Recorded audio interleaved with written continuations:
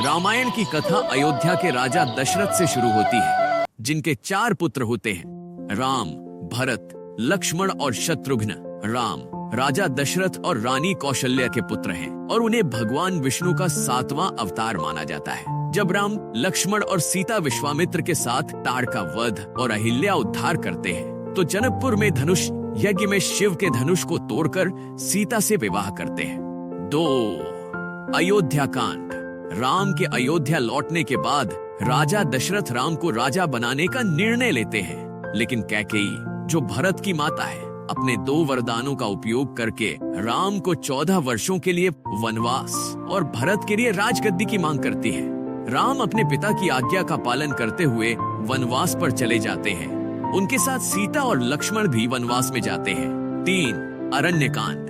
राम, सीता और लक्ष्मण वनवास के दौरान अनेक ऋषियों और मुनियों से मिलते हैं और दुष्ट राक्षसों का वध करते हैं। इसी दौरान लंका के राजा रावण की बहन शूर्पणखा राम पर मोहित हो जाती है। शूर्पणखा का अपमान रावण के क्रोध का कारण बनता है और वह सीता का अपहरण कर लेता है, जिससे राम और लक्ष्मण की यात्रा लंका की ओर बढ़ती है।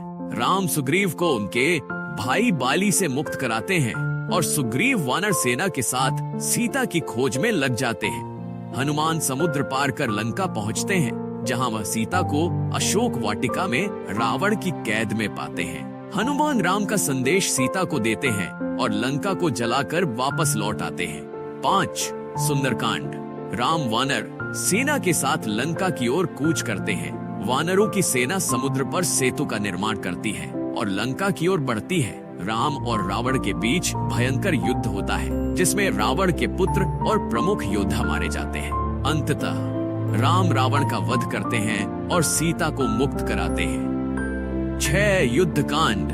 रावण का वध और सीता की मुक्ति के बाद राम और सीता अयोध्या लौटते हैं। अयोध्या में उनका भव्य स्वागत होता है और राम का राज्याभिषेक किया जाता है। राम राज्य की स्थापना के साथ ही राम राज्य का आदर्श प्रस्तुत करते हैं, जो न्याय, धर्म और समृद्धि पर आधारित होता है। 7. उत्तरकांड।